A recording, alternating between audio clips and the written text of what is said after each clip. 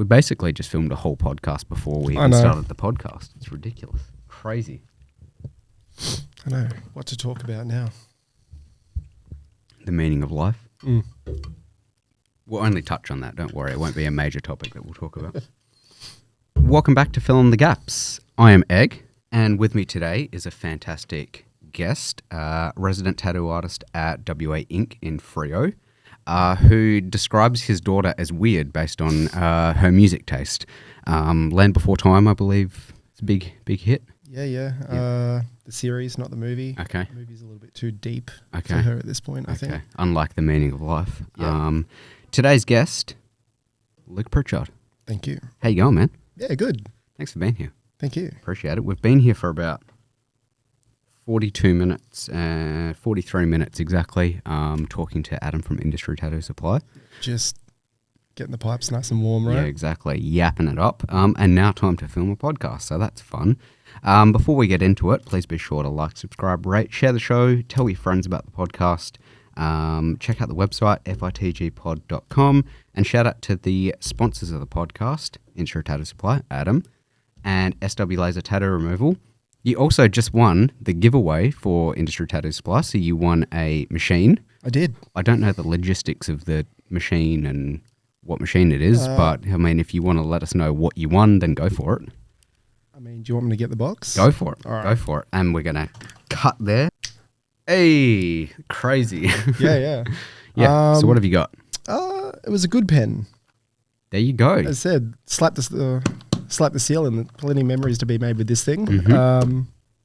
I don't know. I was going to buy one anyways and took a punt, and these things are legit. So there you go. There is an actual winner. There isn't a competition, and then hey, someone won. It's and not a scam. Yeah. Not a scam. Yeah. He didn't ask for your bank details first or anything, did you? Yeah. Credit card. So technically you bought it. Yeah, it comes out tomorrow. Yes. Is an early Christmas gift, even though this will get posted like January probably, but it is not January at the moment. But there you go. Happy early Christmas from Industry Tattoo Supply. So Thank you, Industry. It was there you go. Really nice surprise. Happy days. So Luke, tattoo artist, obviously, very talented tattoo artist. Father of one. Yep. There you go. You do have motorbikes as well, is that right? Yeah, 2. There you go. 2 motorbikes, 1 child. There you go. Zero fucks. And was previously a chef. I was. Correct? Yeah. So what led you from being a chef into becoming a tattoo artist? Did you do an apprenticeship as a chef and like spent a bit of time in the industry? Was it kind of just dabbling in it and then going to tattooing? What was it? Funny thing is, I feel like half the tattooers I've ever spoken to were chefs before they started, or at least in hospitality of some description. It was definitely an apprenticeship. It was 4 years of, put your head down, shut the fuck up, cut this, cook that. But it was good. I feel like I didn't start tattooing until I was about 25. I feel like doing a chef apprenticeship really set me up to be able to deal with a lot of things that tattooing throws at you. I don't know, being like a bit more resilient, just having a strong work ethic. Being able to not necessarily talk to people, but I don't know, being a bit more thick-skinned. I feel like people talk about tattoo apprenticeships and everyone has their own experience and some are harder than others, but mine didn't really faze me, to be honest. Like I was, if we're going to go down the rabbit hole here, I sort of finished high school. Please do. Yeah. All right. So there's a funny story about this. Finished high school, did a year of an electrician apprenticeship and realized that working in the sun was not for me.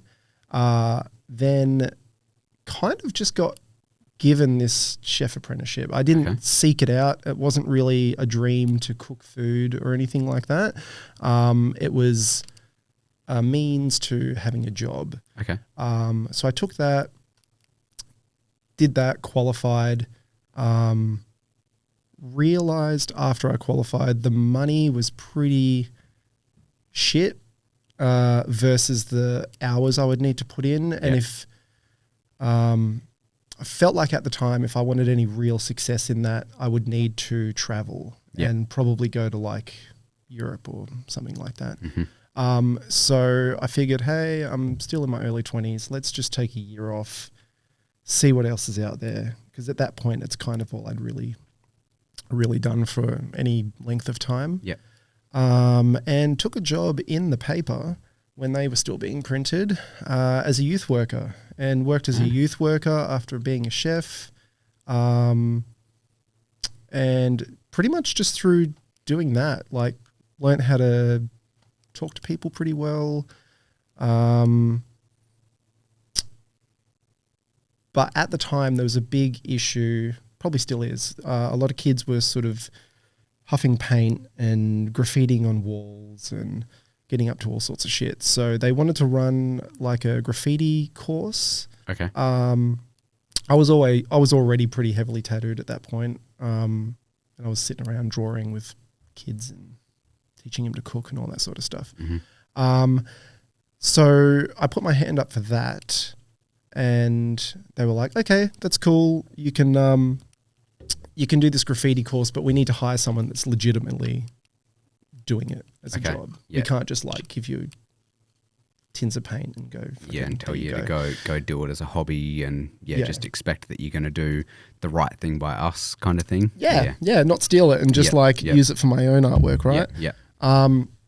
So anyway, the guy that they hired rocked up, and he just happened to be a tattooer at the shop that I was getting a lot of tattoos from at the time. So we started like chatting and stuff, and he kind of originally put the idea in my head. I'd always really liked the idea of tattooing. Quickly after getting my first one when I was 18, I became like the kid that was just in the shop all the time, like whether I had an appointment or not.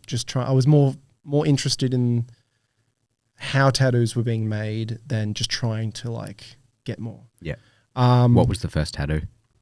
Oh, it's a good one. It's so my first tattoo was a tribal tattoo. Nice. Top of my arm. Good stuff. No shading, just thick as fuck outline. And then about 2 years later, the same guy that tattooed it lasered it off, because at that point I'd already started like the rest of my sleeves. So I lasered it off so I could keep going up. Beauty. Fun fact, my second tattoo was also tribal. And your third? Old English lettering. Close enough to tribal. Dude, it was the fucking style at the time, right? It did get significantly better after those three. I'd hope so. Yeah. I'd hope so. They're pretty much gone now. Okay, good. Covered or like lasered and then covered? The first one's lasered and covered. The second one just is sandpaper.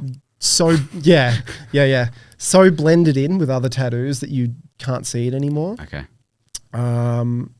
And the other one's kind of under my arm, so you like never really see it. There you go. But I mean that's the beauty of getting your first tattoo in 2004, right? Like that was fucking what everyone was getting. 3 years old. So yeah. There you go. I was also getting tattooed in 2004. So yeah. So you're 18, hanging out in the tattoo shops, kind of being known for being that kid. Yeah, I like really wanted to do it. I think at the time too, Miami Ink and all the shows were all starting to come out. Emo was like a big thing too. Is. Thank you. Yeah, emo never dies. But it was hard to be taken seriously wanting an apprenticeship. It was also a lot harder to get then too. You would need quite a good portfolio. You would need to find someone like there was significantly less shops back then too. There would be like 2 or 3 shops in each town. Now there's 2 or 3 in each suburb.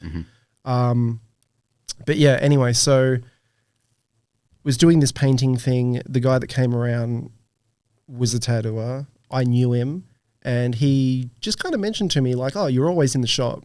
You can draw. You're clearly interested in it. How come you never hit anyone up for an apprenticeship?"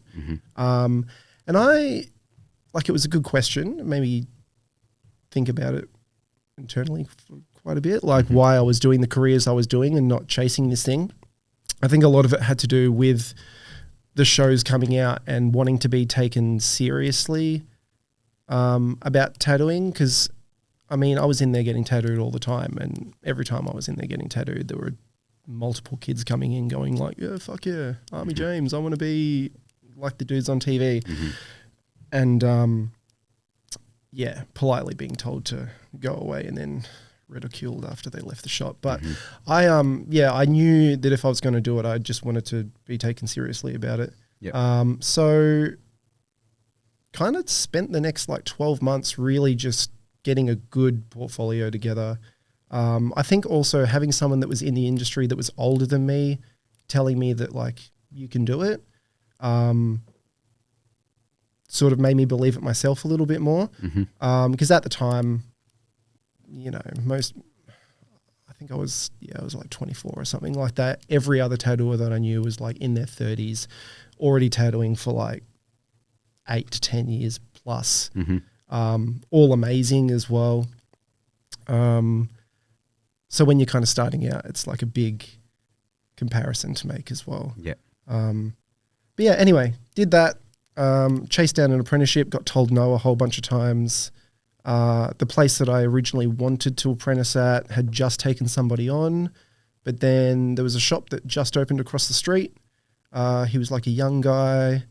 I think he had one apprentice already at the time, but he was looking for someone. So I went over there, got the job, and here we are. 12 years later. Nice. Yeah. Does the shop that you did the apprenticeship up, does it still exist or? No. So the shop that I wanted to apprentice in still exists. Okay. That's like a... Do you want to name drop them or not? Yeah, sure. Yeah. So I'm from North Queensland, so it's Cairns City Tattoo. Okay. Dwayne Cash owns that. He's a good guy. Yeah. Every time I go back there and do a guest spot, I guest spot in that shop, which is kind of cool. It's like the place that I never got into, and now I kind of go in there as an equal, which is nice. Yeah. But yeah, the one that I did apprentice in, I did my apprenticeship in there, and then I think the guy that owned it moved, or no, it moved locations. It moved like from where it was like around the corner, and then he met a girl and moved away and sold the shop to some person that wasn't a tattooer that just wanted to own a shop. And I think subsequently everyone that worked in that shop just kind of left. And Love, it either makes us or breaks us, eh? yeah, well, it broke that shop. So Big rip. Nice. Yeah, cool. And then you've been in the industry killing it for quite some time. So yeah, killing it's a strong word, but I'd say killing it, but you know. We all start somewhere, right? Like, yeah, I've still got some old portfolios from when I first started, and it's good to see progression, let's say. So nice. Well, I think when I started getting interested in tattooing, I started drawing stuff. And I think if I drew now, it would somehow be even worse than the stuff I was drawing when I was 16. So, regression. Yeah, I mean, it's pretty hard to get worse at something the more you do it, right? Oh, that's because I haven't been doing it. So yeah, I think that's probably like one of the more apart from like that story that I feel like I've told to almost everyone that I've ever tattooed, because you're with someone for 5 or 6 hours doing a tattoo and they're like, how'd you get into it? So I feel like everyone's heard that. But apart from that, the most common thing is just like, oh, I wish I could draw. I can only draw a stick figure. And then how often do you draw? Oh, fucking never. Well, that's why. Yeah. Like I think if you're I don't know, it's like anything, like if you want to be a really good skateboarder or something like that, you get on it one time, break your fucking hip or something like that, and then you're like, oh, this sucks, I'm not Tony Hawk already. Like, I think that's becoming the problem a lot with a lot of things. People are like, hey, I see people doing that thing. Let me try to do that. And then they give it one go, realize it's difficult, and then stop doing it. And it's like, well, no one really does something once and is all of a sudden the best in the world at it. Yeah, it takes time. It's like that instant gratification, right? Isn't it? Like people just want to, I don't know, with anything, you keep it job specific, I guess. Like people just want to walk in somewhere and kind of be the boss straight away. They don't want to have to shovel shit first, so to speak. But Yeah, I think repetition and just, I don't know, a little bit of, I think we were talking about this with Adam before, a little bit of like self-reflection. Mm-hmm. I feel like I've always been very aware of like the artwork that I've made. What's a good way of saying this? Not that I was doing bad work, but always being able to look at everything that you do and go, yeah, I could have done that better. Yeah, this is what I need to improve on. Yeah, that. like doing one thing and then being like, okay, cool. Even though this is cool, I could probably change this and change this and change this and make it better. So then you do that on the next one, and then you know, you're another week older, and you're just kind of like, okay, cool. Like now I could make this better and this better and this better, and just like always. I think if you get to the point where you're like doing a drawing or doing a tattoo, and you're just like, whoa, that's it. Yeah. It doesn't get any better than that. Then what's the point, right? Like there's no more. Yeah, no more getting better after that, and that's the coolest thing about doing tattoos, isn't it? Like, pushing yourself and seeing how good you can do something. I have the same conversation when people ask me about the podcast and like where I want it to, like what direction I want it to go in, and I'm like, you go back to episode 1 and look at everything I've ever posted. From episode 1 to episode 2, you can find a bunch of differences. From episode 2 to episode 3, you can find a bunch of differences. You can keep going back. Every single time I've posted anything, it's slightly different to the one before. Because if you had asked me when I posted episode 1, I was like, fuck, I'm stoked with this. Now if you go back and look at it, I'm like, that looks like dog shit. But like at the time, I was like, I like this. What do I need to improve? And then just constantly improving, and like comparing now to episode 1 is just like daylight. But like... yeah, from last episode that I posted, there's going to be differences between that one and the one that I'm about to post with you. So, like, just finding ways to make it better. You do the best that you can do at the time, right? That's all you can do with anything. Yeah. Yeah. Like, look at music. Yeah. You know, like, I don't know. I'll use Blink as like an example. They were number 1 on your Spotify Wrapped, weren't they? They were. The same as they are every year, my friend. That's me with Kanye. Kanye always finds his way into my top 5, but I was saying to my missus, I don't think once this year I have like gone into Spotify and looked up a Kanye song. They just come into my playlist. So yeah, I think they can be a bit deceiving sometimes too, because I listen to pretty much the same shit that I've always listened to, but I listen to a lot of playlists, and then if something's like kind of at the start of a playlist, it's always getting play, right? Versus like the one that's at the end of the playlist. So then like the one that's like the yearly wrap on Spotify, you're listening to it and, you know, it goes, oh, you listen to this band a fuckload of times. It's just like, yeah, because it's the first one on this list, and I skip it about 10 seconds into it every time. So. Yeah. Land before time, right? yeah, exactly. Yeah, that's why Creed was like number 2 on my list, because she's pretty big time into the She Creed. is, definitely not you. Yeah. Okay. I mean, hey, I'm not knocking Creed. It's pretty cool too. So, But yeah, looking for that constant ways to improve. It's a good way to think. If you think that you're perfect, then you're lying to yourself. No one's perfect. No one and nothing that anyone does is ever going to be perfect, and there's always ways to improve. So it's a good way to look at things. Yeah. I had a mind blank before. I was trying to remember what we were even talking about. That's but all right. Blink-182, we were talking about it before. And the same as your podcast too. You listen to like the first 2 albums of it. The production quality's shit. Like their voices sound different. Like it's real. And then you listen to like the last album that came out, and it's so polished, and it's like the lyrics are better, and it's the same with everything, right? Like the more you do it, the more you'll figure out what works and what doesn't work, and that's it. Figure out that secret sauce. Yeah. And into tattooing, obviously, you're quite heavy into the Neotrad style. Is that a fair assumption, or would you say that you have a more diverse range than Neotrad being your primary kind of style? Yeah, it's tricky. I feel like Neotrad's so broad as well. Like you've got really definitive styles that are out there. Yeah. And then almost everything else just gets lumped into Neotrad, right? Yeah. Like if it's got an outline and it's colored in, it's kind of Neotrad unless it like specifically falls into something else. Yeah. When I started learning to tattoo, I was just told, learn everything. Don't turn anything away unless you feel like you can't do a good job at it. that's different. But learn everything, do lettering, do tribal, do traditional, do whatever, and you'll like take little bits from all of those different styles. And then once you feel like you're doing a good job at it, it all kind of comes together and you can like sort of pick little pieces that you've learnt from all of those things and make it your own. Yeah.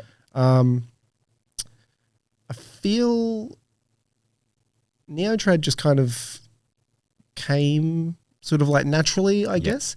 When I was going for an apprenticeship, I always thought I was going to do realism.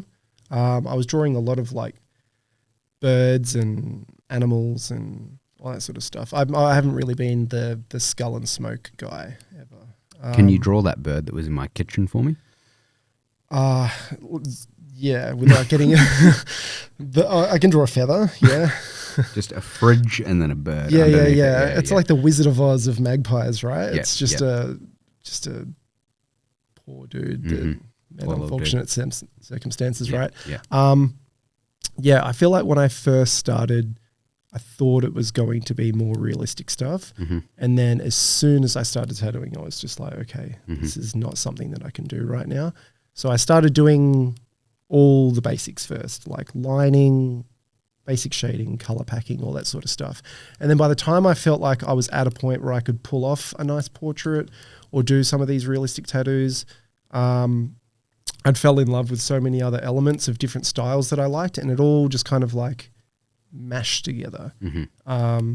So I feel like Neotrad was just something that sort of fit. I've never really tried to make my tattoos look like to fit into a particular style or to like, you know, like, oh, it's got to be Neotrad, so it has to be like a lady's face and it has to have like a church behind it or whatever it is. It's just been, I like doing outlines. I like the look of a tattoo with an outline on it. I like doing color. I like doing black and gray too, and everything just kind of like. Yeah. So it was less like Neotrad is what I want to do. It's more just like these are the elements I like, and all of that coming together somewhat fits what Neotrad is meant to be, kind of thing. I guess. I think probably at the core of it, getting into tattooing, I just wanted to tattoo. Yeah. Like I never entered the industry going like, I'm going to do trad or I'm going to do Neotrad or I'm going to do whatever.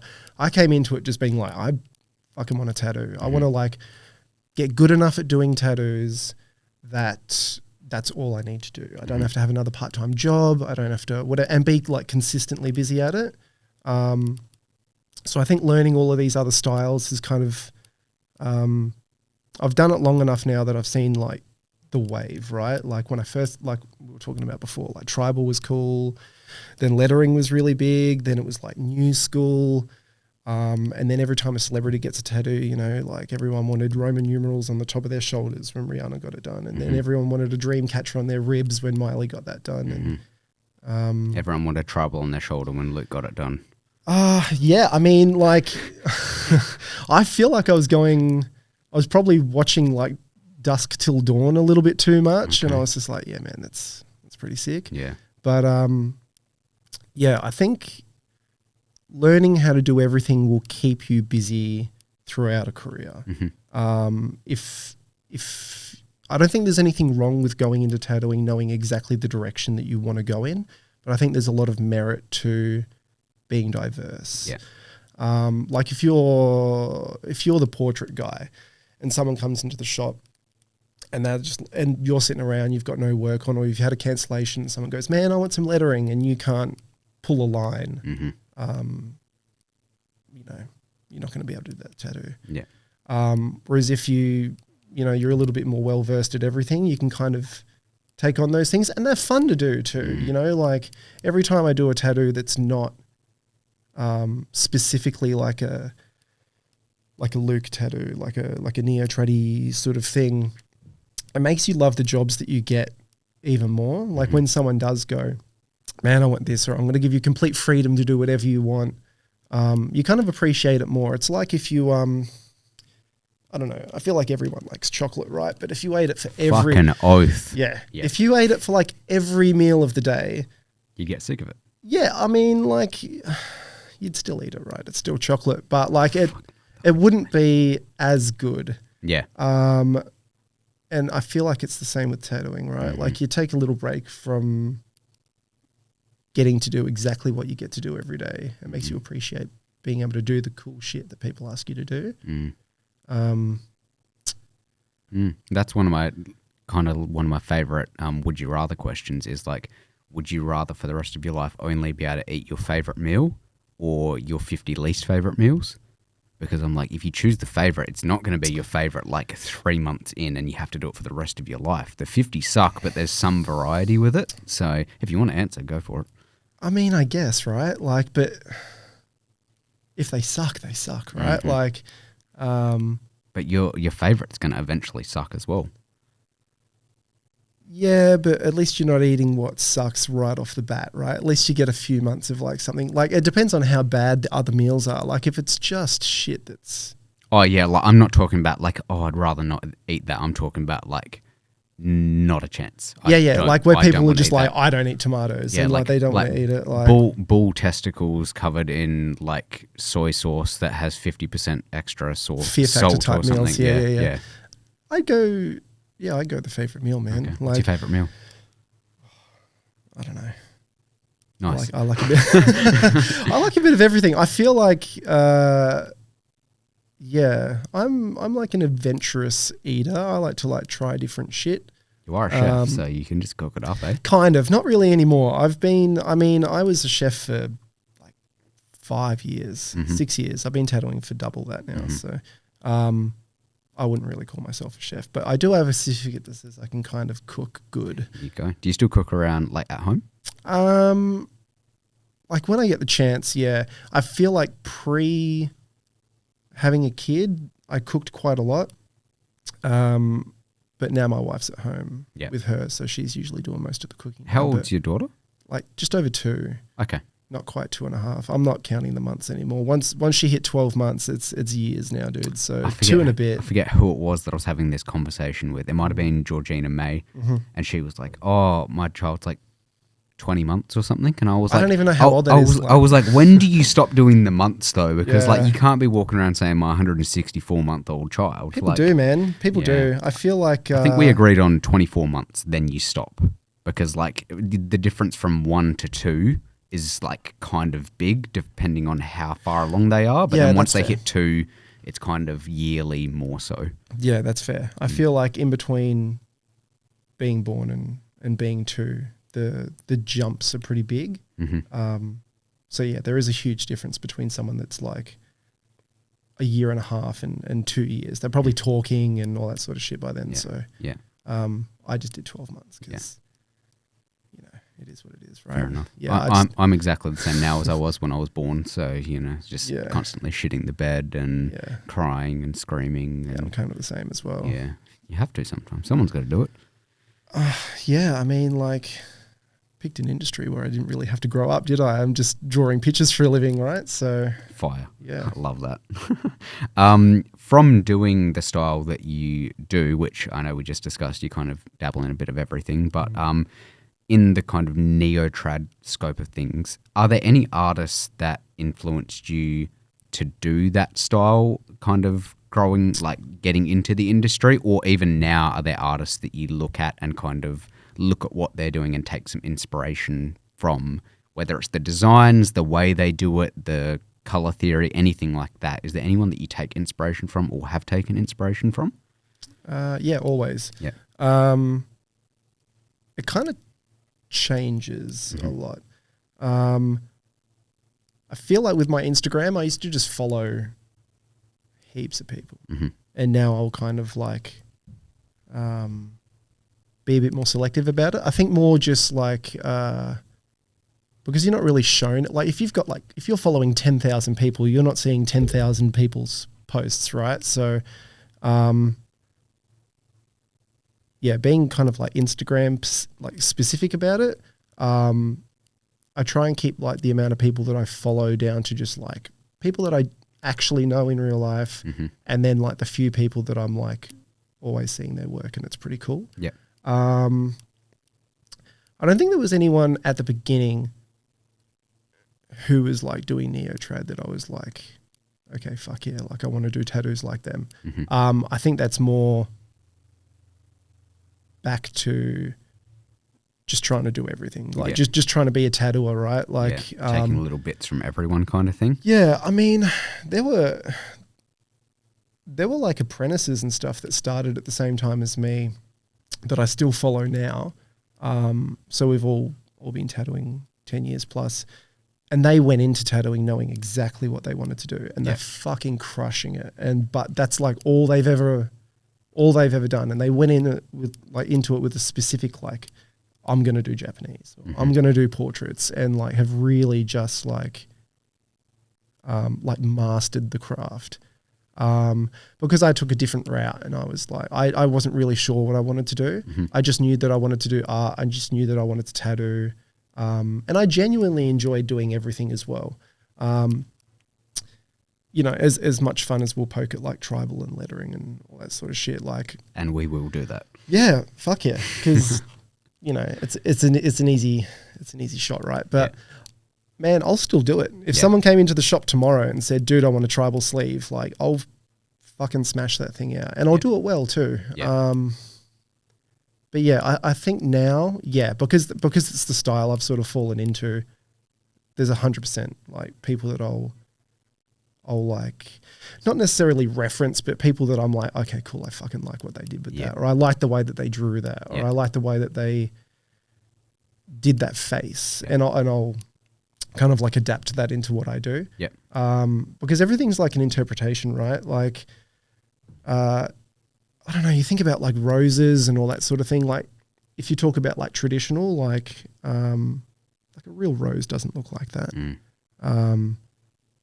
So it's the same with like every other style, right? Like you'll see other people doing Neotrad tats, and you just go like, oh cool, like they drew this like peony, and I really like the way that they've like made that look a certain way. So you might like adapt like a little thing from there, or like, oh, that face turned out really cool. I like the way that they like outlined this section but didn't outline that section. And you kind of steal little tricks like that. But you're not ever really just like ripping someone off. I feel there's like a gray line in there, right? Like there's a big difference between sort of like being inspired by someone and like straight copying. Yeah. Like if you're just copying someone's design, it's kind of like not cool. But if you're seeing someone else's work or seeing a design and you're like, man, that fucking worked and that looks really cool, and then you're like redrawing your own version of that, or you're like doing a different tattoo, but you just sort of like adapting like little bits that they used into their tattoo to make it look a certain way. I think that's fine.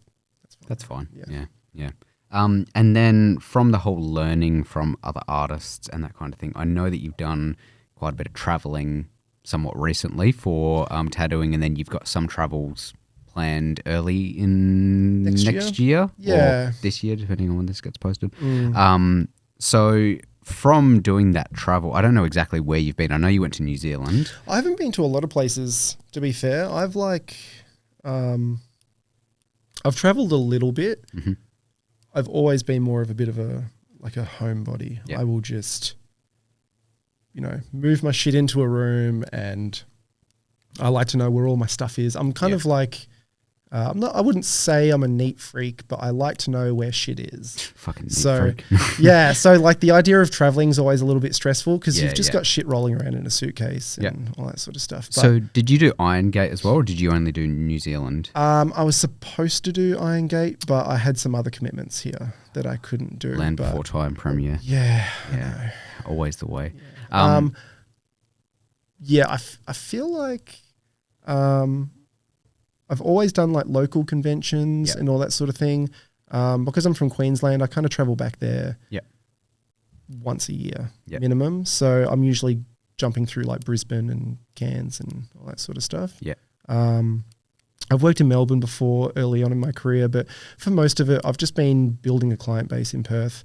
And then, shit happened. Like COVID happened. No one could travel for a while. Wait, what COVID? What was that? What apparently, I think people got sick, right? Oh, true. Yeah, they got a cough. Yeah. I don't want to downplay it because I'm sure there's some people out there listening and they're like, I know someone that died from it, but yeah. There's also anti-vaxxers out there, so, we were talking before, you can't keep everyone happy, so it's what it is, cop it. Cut that bit out. But, yeah, I mean, like, I've always been a bit self-aware of, like, my own art and, like, probably compared it a bit too heavily to what everyone else is doing. Mm-hmm. I mean, I've always followed people that or like tried to surround my people that I thought were better than me,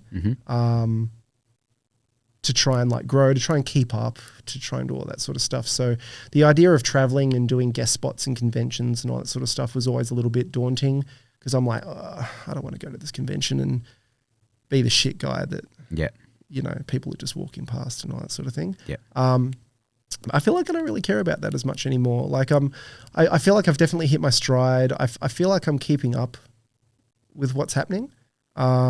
Even the same as like awards and competitions and all that sort of stuff. I was always a little bit hesitant to ever enter anything into that. Just not necessarily for myself, more for my client. Like I feel like I always had this thing in my head going like, what is this really, really cool tattoo, right? And then we'll put it in a competition. And then if you go up there and they just chop the fuck out of this tattoo, then all of a sudden you're stuck with this thing that... Yeah, you don't like it.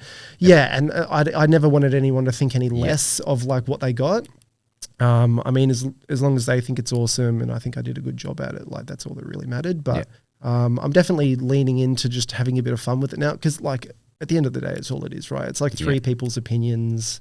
So yeah, I'm definitely more open to like doing expos, entering competitions, traveling a little bit more. I think just over tattooing a little bit longer now, like I've met enough people to where like I could go, oh cool, let's go to Brisbane and I know tattooers in Brisbane. Or oh, let's go to Sydney and I know, and like not just Instagram know them, like I've met them before or like I've, they've come over here for a guest spot or I've spoken to them enough where I feel like we have a friendship.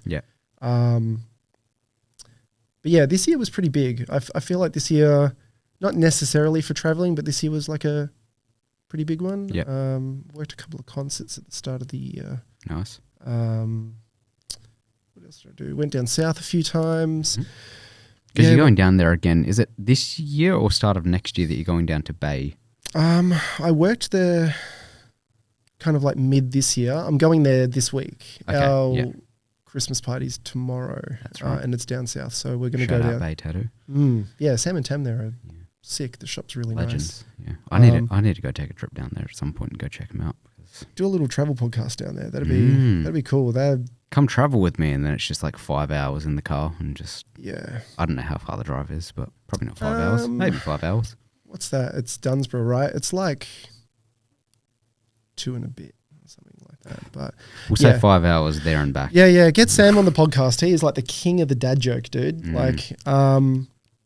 But yeah, what did I do? A couple of concerts. Went to Brisbane, did a guest spot. Went to Cairns, did a guest spot. Just got back from New Zealand. Went to Albany. Went to Dunsborough. Going back there again this week. Did a bunch of flash days this year. Nice. I'm going to go to Melbourne to do Inked Expo at the start of next year. That's what it was. Yeah. There's 2 expos on in Perth next year, so I'll probably try and jump on both of those. Happy days. New Zealand again next year. I'm hoping that I'll be able to get to New Zealand next year as well. I've never been to New Zealand in general, so it's amazing. I would like to go. I went there for the first time probably like 2019 for a wedding, and I was really just whatever. It's basically like on a New South Wales, right? It's just a little bit hilly. It's so different. It's so beautiful over there, especially coming from WA. As soon as you're like close enough to see the ground, it's so green and it's really cool. New Plymouth was beautiful. Because my missus is from New Zealand, like she's South African but raised in New Zealand, so I'd love to go back and she can like show me around and whatever, but she's not super stoked on the idea just because she grew up there. Like, I don't know, she's like, I've kind of seen it all, and I'm like, we can still go back though, it'll be fun. So hopefully I can get there for the expo and then see what happens. The Expos worth going to. It's so good. I feel like there's like an overwhelming sense of the artists just not caring about making money there and just having a good time. Yeah. Everyone was just like roaming around, looking at each other's booths, drinking, hanging out, all that sort of. It was very social versus like other ones that I've done where people kind of roll in, put the headphones on, do a tat and fuck off. Yeah.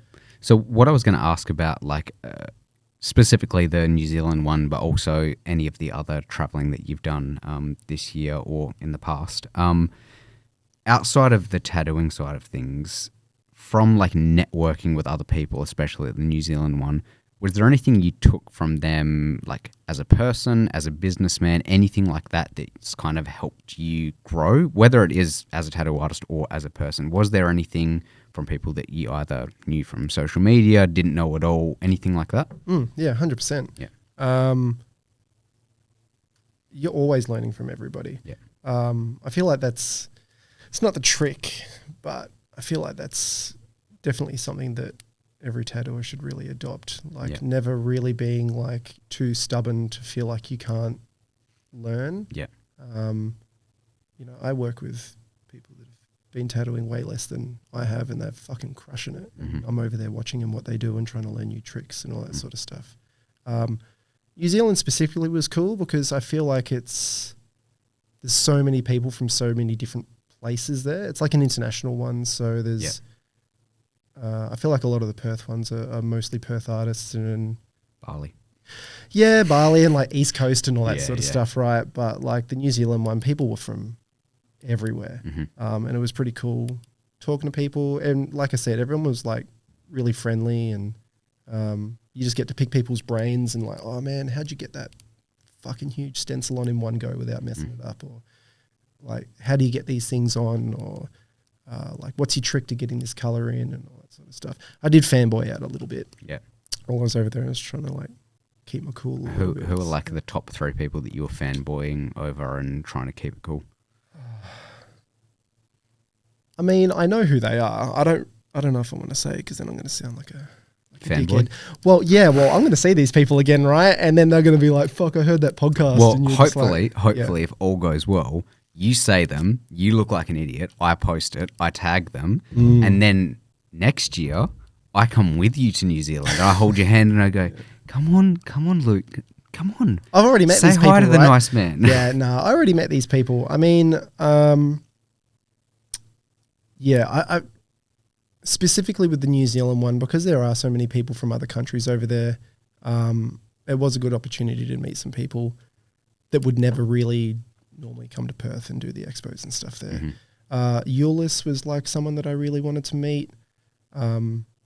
He's a fucking sick Neotrad tattooer.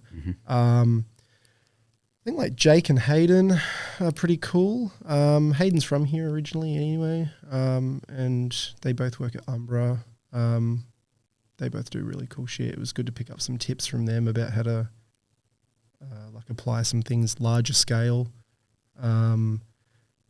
Yeah, I mean, like everyone there was cool. Hey, like all the guys from like Daddy Longlegs in Brisbane, like Matt Curzon and Leisure Bandit, who's from here as well. They were all really nice. Everyone was just nice. Yeah. I feel like it's not really fanboying. It was more just like seeing these people on like Instagram, seeing the work that they do and being like, fuck, these guys are amazing. And then like you're in a booth next to them tattooing and you're just like, oh yeah, they're just regular dudes and they're all really nice as well, which helps. But yeah, I mean, it was crazy, like the people that were at that expo. Yeah, a few people came past the booth and I'm just like, oh yeah, cool. Like, yeah, buy a shirt, whatever. Yeah, give me a follow on Instagram. Like, no idea who they were. And then I like check my phone 5 minutes later and I'm like, fuck, this dude's amazing. Yeah, I had no idea who this person was. And then I'm like, oh, I felt like I should have, I don't know. It's like a funny concept, right? I'm like, I feel like I should have known who these people were. But I mean, at the same time, we're all just doing the same job, right? Yeah. So we're not like changing the world. We're just doing cool pictures. Yeah, I mean, I was a little bit the same. I was massively fanboying, but at Angus and Tessa's West Oz. I'm not Expo. What's the other word that I'm looking for? Festival. Fest. Tattoo festival. Tattoo and arts festival. Yeah, some of the artists there that like, because I've been getting tattooed since I was about 16, and like watching some of these artists where I'm just like, what they can do, I am just in awe of, and they are just like gods in my eyes. And then like as I've gotten more into the industry, I'm like, they're just like tattoo artists, but still insane. And then actually meeting them in the flesh, and they're just like some cool dudes, and I'm like, this is insane. Like, it's intimidating. Yeah. Like, that's like that whole notion of like clients going into a tattoo shop, right? And they're like, oh, it's intimidating walking into a tattoo shop. Because, I don't know, maybe back in the day it was intimidating because they were a little more like rough and shit. But I'm still the same. Like I go and get tattoos by people, and I'm like, there's somewhat a level of like being nervous to walk in there, because I'm like, I'm getting tattooed by this person because I really like their shit. And I haven't met them before, and I hope they're nice and all that sort of stuff. But I don't know. I don't know if you get like that. Like if you run into someone that's just fucking crushing it, doing cool podcasts and stuff, and you're like, holy shit, like I get to meet this person. yeah, oh, absolutely. And like even with the tattooing stuff as well. And that's why with the videos I do, especially like the Meet the Studio ones and like the ones I did at the festival, I try to make it like pretty lighthearted so that people see like they are just some cool people. Like they're not scary. Like they're very approachable for the most part and all of that. And like there is someone coming on probably the episode after this one who was on my bucket list for like, I need that person on my podcast one day. I don't know if it'll ever happen, but I want them on the podcast. And tattooer? Yeah. You know who they are. But yeah, I'll tell you when we have a break, but you definitely know them. One of the most laid back people you will ever meet. That I think one of the best artists in the world, let alone Australia, let alone Perth. And like even seeing them and them knowing who I was because I'd like emailed them about being on the podcast, I was like, this is insane that they even know who I am. And then talking to them, and it's just like talking to a mate, and I'm like, it's wild. So yeah, I like to be able to kind of bridge that gap between people being like scary tattoo artists and the artists being like, don't be scared. I just like anime. Last name rhyme with Schmalloy? No, I didn't really know Dan Malloy that well, but he was a cool dude as well. Yeah. I'd love to have him on the podcast, but it's going to take some cool. convincing, I think. Yeah, I felt like in that little snippet, everyone was just like, who's someone that you really wanted to meet? Everyone, like, Dan Malloy. Like, Dan Malloy, Dan Malloy. Yeah. Yeah. I mean, social media is great for that, isn't it? It's like, it's good for connecting people, but it also builds up like this like facade and like this, I don't know, like celebrity status of just us normies, right? Like, well, I've told the story before about when I do this podcast very early on, and I still do it every now and then for people I don't know so well. I'll do like a kind of meet and greet kind of thing, whether it's over FaceTime or like over coffee, so I can take some notes about their interests and all of that. And the first tattoo artist I ever did it with, me and my missus went and caught up with this artist, and we already knew them like outside of tattooing and all of that somewhat, but like walking there, we were both like, oh my God, we're going to go have a drink with this person. This is insane. And now looking back, realizing that's how people feel when they come on the podcast. They're like, I'm going to go on a podcast, and I'm like, I'm just a dude. And I'm like, that's exactly how people were feeling when I was going there, not realizing I was feeling the same about meeting them. So now I'm fine with it. I'm just like, they're just tattoo artists. They're cool people. I mean, we're all just people, right? Like I drink my coffee, take a shit an hour later, the same as everyone else, you know, like. Listen to Arms Wide Open by Creed. Yeah, dude, of course. Yeah. Yeah, it is really easy to like celebrify people. Is that a word? It is now. Yeah. Yeah, like seeing people's work and like maybe tattoo specific, like when you see Instagram feeds and it's just like fucking masterpiece after masterpiece after masterpiece, and then you kind of forget that they're just a person, right? They're just out there paying their bills like everyone else. They go home, see their family. Yeah, exactly. Yeah, they're not like, they're not unapproachable. And I mean, like tattooing as a whole, it's a service industry anyway. Like we're there to like hang out with people and get to know them and talk shit and all that sort of stuff. So man of the people. Yeah, like you're not going to go and get a tattoo from someone. Well, I hope you're not going to go get a tattoo from someone and they're just like, cool, sit down. Sit down. I'm Shut the I'm gonna fuck bless up. you with I'm gonna bless you with these hands, and then like Say thank you to my hands. yeah, and then that's it, right? Yeah. Like we're all just regular people, but Just yeah, some dudes. it is pretty easy. It happens to me as well. Like what Mm. I just said before with like New Zealand and stuff. Mm. Like I'll see these people for years on like Instagram, and then you meet them in person, you're like, holy fuck, It's them. yeah, Yeah. yeah. Yeah. All right, we'll do some fun questions, rapid fire and would you rather, and then I'll let you go.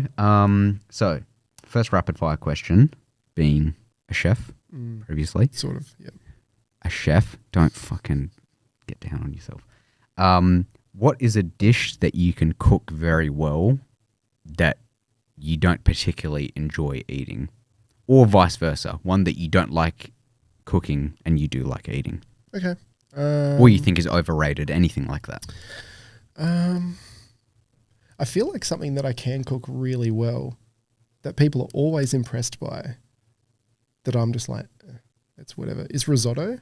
Risotto is fucking amazing. It's the easiest shit ever to cook though. Yeah, but I can't cook. It's so easy. People are impressed by risotto. I really just like, every time I go for breakfast, I order the same shit every single place I go to. Scrambled eggs on toast. Okay. I cook that a lot at home. Otherwise, the thing that I probably enjoy eating, but I fucking hate cooking, is like low and slow smoker stuff. Okay. Just because it takes so long. Like last year for Christmas, I did like, I can't remember what it was. It was like a lamb and a chicken or something like that. But I woke up at like 5 a.m, lit this fire. Like then I'm out there every hour, like stoking it, making sure it's all cool, fucking with the vents and stuff. And then like, 6 to 8 hours later, everyone's like at the house and they're just like, oh, cool, food. And I'm there just like fucking exhausted. I've been up since like 5 cooking this shit. And Where's I'm like, Luke? Oh, he's just having a nap Yeah. after cooking all of yeah, this. and I'm like, not worth it. I'm a fan of just hard and fast, get it done. Yeah. Yeah. Yeah. Fair enough. Okay. We talked about this on the SW Laser miniseries we just did. I asked Anthony, in terms of fried egg, how do you prefer to have it cooked? Run a yolk. Are you talking like sunny side up or like a quick flip and then take it don't out? flip it. Just like, You grotty fucker. cause you cook it like you kind of fry it and then you turn the heat down a little bit and it sits there. So it's still a fried egg, but you kind of like semi-cook the yolk a little bit, but you don't need to flip it. I feel like being able to like get it and just like rip it open and dip your toast into it and all that sort of stuff. Grotty. What, you flip it? See, I understand that my opinion on this is fucked and it's not the right way to do it, but I don't like when it's like so runny and it's just a liquid and not cooked at all. Yeah. I will like kill my egg, like cook it to like shit rubber. on the bottom and Yeah. then flip it and cook it to shit on the other side. Didn't you so ever it's do just the hard. thing as a kid with like the dippy soldiers and all that sort of stuff? No, my Where you, dad like, used to soft boil cook it? me like bacon eggs before footy games and stuff like that, and like he'd make it slightly runny, but I didn't like it. It's messy. It's just not worth it. I mean, you're eating on a plate, right? Like it's not What's a getting plate? everywhere. Yeah. Yeah, man, have a runny yolk. It's good. I've said this before. I would rather eat a raw egg than eat a sunny side up egg. You have scrambled eggs though, right? Or Every now and then, yeah. Yeah, or do you have them like just dry as fuck too? Yeah. Yeah. I have them dry as fuck. Now that you mention it, I do have them dry as fuck. Yeah, it's as well. like the consistency of rice or something. Pretty like that. much, yeah. Okay. Yeah. I normally just have like that. Like, because I do like the egg scrambled with like some salt, pepper, whatever else I can fucking find, and then a little bit of milk. Because they're And then- supposed to be like a bit runny. Yeah, mine are not Like, at all. Yeah. Yeah. It's personal preference though, right? Like, it's a textural thing for a lot of people. Look at egg not knowing how to cook eggs. Yeah. There you go. Okay. Who has been your biggest inspiration in anything through life outside of family or tattoo artists? Don't know. Cool. Next question. It's such a broad one, right? Mm. Like Biggest inspiration. Or someone that you've looked up to. All right, I'll tell you a cool story. Here we go. Rapid fire. Let's keep it long, right? Yeah. So I've been like the hugest fan of like Blink-182 since I was about 12. It's very cliche as a tattooer, but to be like, oh, Travis Barker, what a fucking mad dog. I do really like the guy, not just for the music. I feel like he's done such a good job at just navigating like life. Apart from all the accidents and all that sort of shit that he's like overcome, almost everyone knows who he is, right? Like transcending just the fact that he's a musician. Like he's a good businessman. And I got to meet him this year at the start of the year. He's like such a nice dude. He's so humble and like down to earth. We just talked about kids and tats and all that sort of stuff. Yeah, I feel like if I just had to pick one off the top of my head, it'd be him. I just feel like he's like chosen what he wanted to do for his life and just with no plan B and just fucking run with it. And that's pretty commendable. Yep. I feel like I can not on anywhere near that level, but somewhat relate to the fact that I left two pretty cushy, well-paid careers to chase what ultimately made me happy as well. And it's like the best thing you can ever do. Yeah. Did you get to tattoo him by any chance? Or? I didn't tattoo him. Okay. No. Okay. Tess, Angus's wife, tattooed Mark Hoppus's wife. Okay. And then so we tattooed at that show. Okay. And then I've got a portrait of Travis on the back of my leg. Okay. So I was like, oh, Mark, can you sign this tattoo for me? Because I'm going to get it tattooed once you guys sort of like start playing. So he signed it and then he's like, oh, Travis would want to see this. So then he came in and I got to... What did he think? I got to fucking freak out and be like, oh my fucking God, like this guy's here. It's you. Yeah. On my leg. And I mean, the funny thing about that is I never get to see that tattoo because it's on the back of my thigh. But I mean, he thought it was cool. It's a well done tattoo. And then, got to meet all three of them. Tom came in after that, got all three of their signatures, got them tattooed on the back of my leg by Angus. And Yeah. Good Nice. story. Happy days. And last rapid fire question before we move on to the would you rather. What is something on your bucket list that you would like to do that you haven't done yet? I don't know. I feel like I'm like pretty good.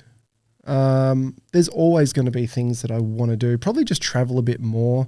I was having this conversation yesterday. I feel like I'm 38 now, and I don't think I'm going to be like the 50-year-old dude doing convention circuits and guest spots and all that sort of shit. So I feel like I've maybe got like another 10 years in me to really like sink my teeth into doing more expos, traveling, getting out there and like seeing a bit of the world. I feel like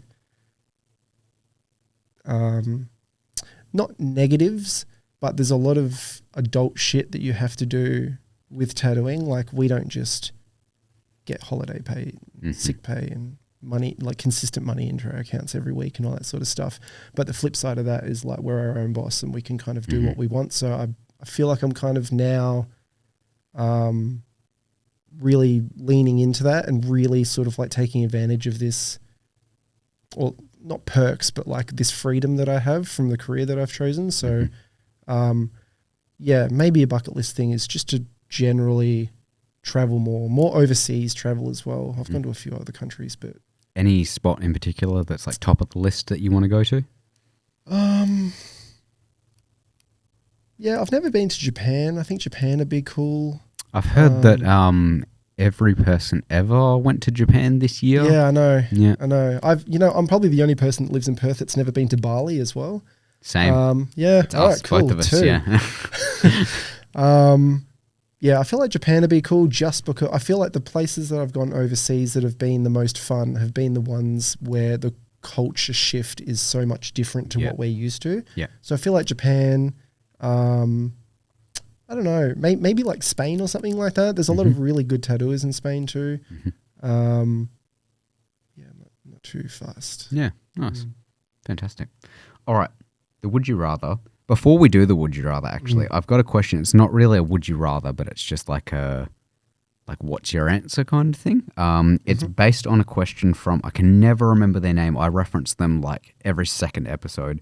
So these two brothers, and they make content on TikTok and stuff, and they do like a podcast, and they have like these questions that get sent in. Theirs is about grapes, but mine is going to be about Red Rock Deli salt and vinegar chips, because you said that they're your the favorite. chip thing. Yeah. So, I thought you were getting at the Rick and Morty thing. Like two brothers. No, yeah. So this one is, you've got a packet of Red Rock Deli salt and vinegar chips. Hypothetically, it's got 1,000 chips in it. I know, big bag of chips, right? Yeah. One of those chips is poisoned and will kill you instantly. You get $1,000 for every chip that you eat. How many of the chips are you eating? Yeah, right. I mean, it's a 1 in 1,000 chance of dying. Is it like a horrible death as well? Am I gonna? No, just like you eat it and then that's it. That's it. Yeah, I'm not like convulsing and in a lot of pain. If that makes it a harder decision, It then does. yes, you're doing that. It does. Like if I feel like I'm going to eat it and go into spasms and have the worst experience, I'd probably be eating quite less. But regardless, if you eat the poisoned one, you don't get the money. Yeah, I mean, you're getting $1,000 per chip. No, I'm pretty good. Hey, You're like, I'm eating 999 of them because I'm just built different. no, I feel like you can always just like money comes and goes and all that sort of stuff. Like imagine if I ate the first one and just fucking died. Like I've got a little girl I want to watch grow up and a career that I love and an awesome wife and a house and all that sort of stuff. I reckon I'd just probably pass on it, knowing that You're not eating any of them. no, because what if you pick up the first one and you die? Is it worth $1,000? Like, would you like if the odds were less? If the money was more, right? If it was like $10,000 a chip. Let's go $1 million per chip. Oh yeah, you'd eat. How many are you eating? Yeah, I'd at least eat one. But there's 100 chips in the bag. Okay. Yeah, I'd eat one. Just one, that's it. Yeah, because it's life-changing money, right? Like if I ate like $1 million is life-changing money in this economy. yeah, I mean, I'd pay my house off. And, Go rent a room. yeah. Yeah, I feel like for $1,000, like, and the chance of like having it all end right for like such fucking meaningless money. Even like think about roughly how much a person earns in a year. Like the average, I don't know, these stats are very skewed, but you hear like people going like, oh, the average income is 70 to. My missus checked recently, and it said like just over 100 grand. Who the fuck's making 100 grand, right? No, Yeah. no chance. Yeah, people. I feel like if the average income was 100 grand, a lot more people would be buying property, right? Here, okay, so we'll say 100 chips in the bag. Each chip is $100,000. I'd eat one. Okay. I'd roll the dice at that. But if there was like a bag of 1,000 chips and one of them's gonna cook me, I'm pretty cool to pass on that and just keep going the way I'm So going. you're just going one, taking the paycheck. Yeah, because I mean, like to really make a difference in my life, and to like, you know, significantly like pay some shit off and like travel and like set people up and all that sort of stuff. I'm like fucking 50 chips deep here, right? That's a lot of rolls of the dice to really make it worth it. So I'd pass on the $1,000 chip, but if they were like, yeah, $1 million a chip and there's 100 in there, I'd gamble one. You also have to consider they're good chips. So you have one and then you're going to want more. Yeah, they are Red Rock Deli. Like, yeah, exactly. yeah. It's not like you can just eat one and go, I'm good. You're going to go, no. Yeah, I mean, it's not like the fucking, like the real thin shit Smith's ones, and it's just like, oh, you get $1,000 for eating one. And Smith's Original. Yeah. It's not Smith's Original because then you wouldn't eat any. Yeah. Even if they're $1 billion per chip. Actually, I have listened to this a bit, and everyone always talks about chip flavors and stuff. Have you had, because I will agree, Red Rock Deli salt and vinegar are top tier. as far as the chip world goes. My little girl pretty much lives off like chips and crunchy shit and all that sort of stuff. I kind of lucked out. She's not a blueberry kid, so I'm not financially crippled buying punnets of blueberries and strawberries in this economy. But anything that's like out of a packet, crispy, crunchy, all that sort of stuff is the way to go. Coles specifically in the health food section sell like these they're like Cheetos. I don't know what the fuck they're called. They come in like a bright yellow bag and they're like chickpea puffs. Yes. Yeah. I know exactly what you're talking about. And they do, there's like a cheese, a barbecue, and a salt and vinegar. Throw the other two away. The salt and vinegar one. I don't know if I've had the salt and vinegar one. Yeah, the other two are a bit like, like that kind of like too, I mean, not that any of this shit is natural at all, but like the other two taste a little bit powdery and like not so good. But the salt and vinegar one is fucking sick. It's a little bit of like a textural thing, you know, like how Red Rock Deli are so good because they're like thicker and crispy and all that sort of stuff. These things are dope. Like the salt and vinegar flavor is way less intense, but they're amazing. And I'll have to try them because I'm going to go to Coles tonight, so maybe I'll look out. Man, they're like they're in the health food section. They they got to be better for you, right? So science says. All right, the would you rather. Before I let you go, we'll quickly go through this one. So, again, back to the chef thing.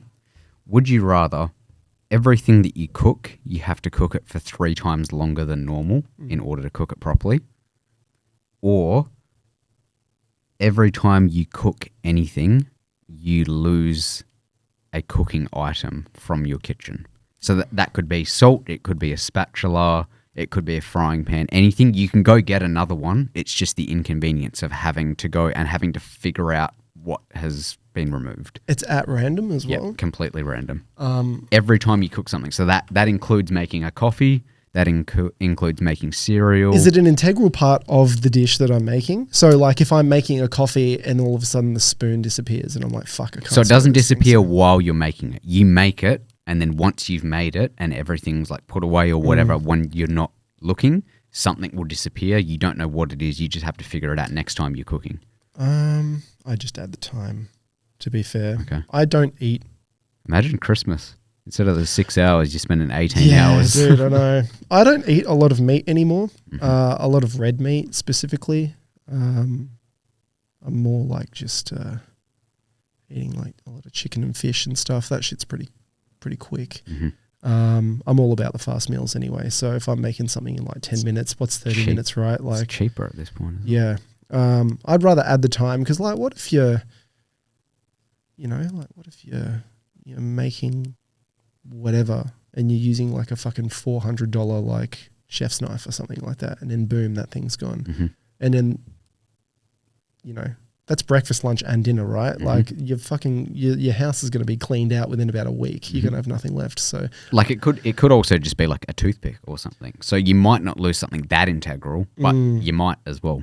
I'd rather just keep my shit and just add a little bit of time onto it. I feel like I'm pretty efficient anyway. So yeah. What if the stuff that you lose going to buy a new one, it's free? It's just the inconvenience of having to go buy a new one. I'll lose the shit then. Okay. Yeah.